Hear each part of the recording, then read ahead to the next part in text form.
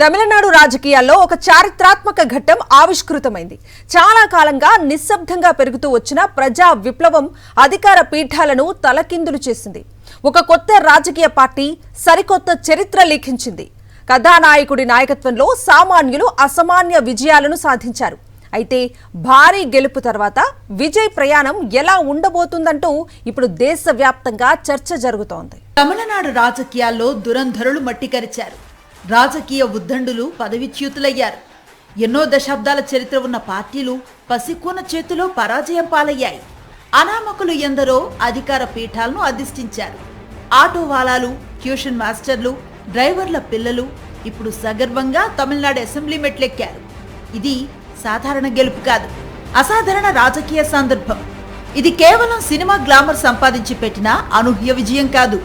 అర్ధ శతాబ్దపు రాజకీయ చట్రాన్ని బద్దలు కొట్టిన ప్రజా విప్లవం. డిఎంకే, ఏఐడిఎంకే పార్టీల మధ్య నలిగిన తమిళీయుల ఆకాంక్షలకు అద్దం పట్టే ప్రజాస్వామ్య తీర్పు. మరి ఈ తీర్పు గాలి పొడగేనా, పాల పొంగేనా? విజయ్ సాధించిన విజయం క్షణభంగురమేనా, లేక ఓ సుదీర్ఘ రాజకీయ ప్రస్థానానికి తొలి అడుగా? తమిళనాడు రాజకీయాల్లో అతి పెద్ద పార్టీగా అవతరించిన సినీ నటుడు విజయ్ స్థాపించిన టీవీకే పార్టీ అధికారానికి అడుగు దూరంలో నిలిచింది. టీవీకే అధ్యక్షుడు విజయ్ గవర్నర్ ను కలిసి ప్రభుత్వ ఏర్పాటు కోసం ఆహ్వానించాలని విజ్ఞప్తి చేశారు. ఇది కేవలం రాజ్యాంగ ప్రక్రియ మాత్రమే కాదు, తమిళనాడు రాజకీయాల్లో నవ యుగానికి సంకేతం.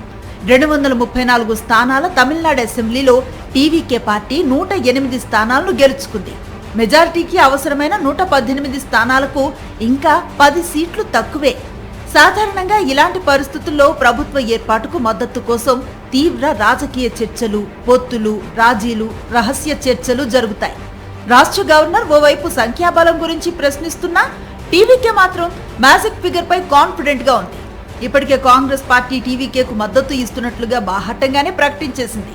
ముఖ్యంగా కాంగ్రెస్ పార్టీ డిఎంకేతో దశాబ్దాల అనుబంధాన్ని పక్కన పెట్టి విజయ్కి మద్దతు ప్రకటించడం రాజకీయ వర్గాల్లో పెద్ద సంచలనంగా మారింది. ఓ జాతీయ పార్టీ ఎందుకు తన చిరకాల మిత్రులను వదిలి ఇప్పుడు విజయ్ వెనుక నడిచేందుకు సిద్ధమైంది అనేది పెద్ద ఎత్తున చర్చకు దారితీసింది. అటు కాంగ్రెస్ బాటలోనే మిగిలిన చిన్న పార్టీలు కూడా నడిచే అవకాశాలు కనిపిస్తున్నాయి. రాజకీయ విశ్లేషకుల అభిప్రాయం ప్రకారం విజయ్ ఎదుగుదల అనేది యాదృచ్ఛికం కాదు. ఇది తమిళ సమాజంలో చాలా కాలంగా పెరుగుతున్న రాజకీయ అసంతృప్తి, ద్రవిడ పార్టీలకు ప్రత్యామ్నాయాల కోసం ప్రజలు చేస్తున్న ప్రయత్నాలతో పాటు యువతలో మారుతున్న భావజాలం అన్నీ కలగలిపి వచ్చిన ప్రజా విప్లవం అనే అభిప్రాయం వ్యక్తమవుతోంది. దాదాపు 50 సంవత్సరాలుగా తమిళనాడు రాజకీయాల్లో ఆధిపత్యం చెలాయిస్తున్న డిఎంకే, అన్నా డిఎంకేల ద్విముఖ రాజకీయాలకు ప్రజలు ప్రత్యామ్నాయం కోరుతున్నారని ఈ ఎన్నికలు స్పష్టమైన సంకేతాన్నిచ్చాయి. ఇది కేవలం ద్రవిడ పార్టీల ఓటమి కాదు, ఒక రాజకీయ వ్యవస్థపై ప్రజల్లో పెరిగిన తీవ్ర అసంతృప్తికి వ్యక్తీకరణగా విశ్లేషిస్తున్నారు. విజయ్ తన ప్రచారంలో ఎక్కువగా సిద్ధాంతాలపై కాకుండా వ్యక్తిత్వాన్ని ప్రధాన ఆయుధంగా మార్చుకున్నారు. నాయకుడే సందేశం అనే ఫార్ములాను విజయవంతంగా అమలు చేశారు. భారీ రాజకీయ సిద్ధాంతాలు, సంక్లిష్ట ప్రసంగాలు, పరిపాలన వాగ్దానాల కంటే ప్రజల భావోద్వేగాలకు దగ్గరైన ఇమేజ్ ను ముందుకు తెచ్చారు. ముఖ్యంగా యువతలో ఆయనకున్న అభిమాన వర్గాన్ని రాజకీయ శక్తిగా మలచటంలో టీవీకే విజయం సాధించింది. 2021 అసెంబ్లీ ఎన్నికల తర్వాత తమిళనాడులో కొత్త ఓటర్ల సంఖ్య భారీగా పెరిగిందని అంచనా. వీరిలో 18 నుంచి 23 సంవత్సరాల మధ్య వయస్సు ఉన్నవారే ఎక్కువ. సోషల్ మీడియా ప్రభావం, సినిమా సంస్కృతి, ఫ్యాన్ కల్చర్, డిజిటల్ ప్రచారం ఇవన్నీ యువ ఓటర్లపై తీవ్ర ప్రభావాన్ని చూపాయి. విజయ్ సినిమాల ద్వారా ఇప్పటికే ప్రజల్లో వచ్చిన గుర్తింపు రాజకీయాల్లోనూ ఆయనకు అనుకూలంగా మారింది. ప్రత్యేకంగా జెన్జీ ఓటర్ల ప్రభావం ఈ ఎన్నికల్లో స్పష్టంగా కనిపించిందని విశ్లేషకులు చెబుతున్నారు. చాలా మంది యువత ఓటింగ్ ను ఒక పండగలా తీసుకున్నారు. తమ అభిమాన హీరోను అధికారంలోకి తీసుకురావటమే లక్ష్యంగా పనిచేశారు. కేవలం తామే ఓటు వేయటం కాకుండా కుటుంబ సభ్యుల నిర్ణయాలపైన ప్రభావం చూపినట్లుగా నివేదికలు చెబుతున్నాయి.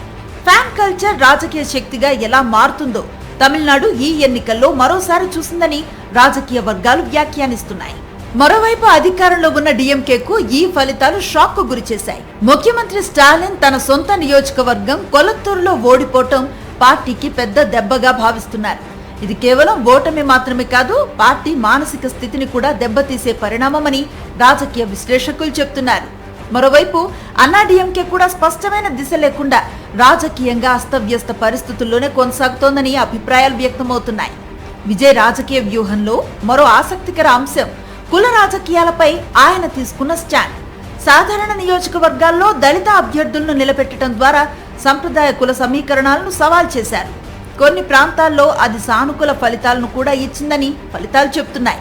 అయితే ఇది శాశ్వత మార్పా లేక తాత్కాలిక భావోద్వేగ తరంగమా అన్నది రాబోయే కాలంలో తేలనుంది. ఇప్పటికే విజయ్ ప్రభుత్వం ఏర్పాటు దిశగా అడుగులు వేస్తూ ఉన్న నేపథ్యంలో ఇచ్చిన హామీలు నిలబెట్టుకోవటం ఆయన ముందున్న అసలు పరీక్ష. తమిళనాడు ఆర్థిక పరిస్థితి అంత బలంగా లేదని ఆర్థిక నిపుణులు చెబుతున్నారు. ఒకవైపు భారీ సంక్షేమ హామీలు, మరోవైపు ప్రభుత్వ ఆర్థిక భారం. ఈ రెండింటి మధ్య సమతౌల్యం సాధించడం సవాల్గా మారనుంది. ముఖ్యంగా అధికారంలోకి వచ్చిన వెంటనే ప్రజలు ఫలితాలు ఆశిస్తారు. అప్పటి వరకు ఉన్న అభిమాన భావోద్వేగం రాబోయే రోజుల్లో విజయ్ పాలనపై భారీగా అంచనాలను పెంచేస్తోంది. ఇంకా 8 జిల్లాల్లో టీవీకే ఒక్క ఎమ్మెల్యే కూడా గెలవకపోవటం మరో సవాల్గా కనిపిస్తోంది. పరిపాలన అనుభవం లేని కొత్త నాయకత్వం ఎలా వ్యవహరిస్తుంది? పాత రాజకీయ వ్యవస్థలో ఉన్న శక్తులు కొత్త ప్రభుత్వంపై ఎంత ప్రభావాన్ని చూపిస్తాయనే అంశాలు కూడా కీలకంగా మారనున్నాయి. ఇక అసెంబ్లీలో జరగబోయే విశ్వాస పరీక్షే విజయ్కు తొలి పెద్ద పరీక్ష కానుంది. సంఖ్యాపరంగా కొద్దిపాటి లోటు ఉన్నప్పటికీ రాజకీయ వాతావరణం మాత్రం విజయ్కు అనుకూలంగానే కనిపిస్తోంది. ప్రత్యక్ష మద్దతు, పరోక్ష సహకారం, వ్యూహాత్మక గైర్హాజరీలు అన్నీ కలిసి విజయ్ ప్రభుత్వ ఏర్పాటుకు మార్గం సుగమం చేసే అవకాశాలున్నాయి.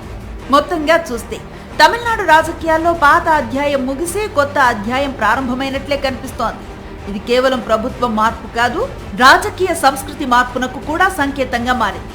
ఇప్పటి వరకు అభిమాన హీరోగా ఉన్న విజయ్ ఇకపై ప్రజల అంచనాలను నెరవేర్చాల్సిన రాజకీయ నాయకుడిగా మారబోతున్నారు. ఆయన కేవలం ప్రజాదరణను పాలనగా మలచగలరా, భావోద్వేగాన్ని వ్యవస్థగా మార్చగలరా అన్నదే ఇప్పుడు దేశవ్యాప్తంగా చర్చనీయాంశంగా మారింది.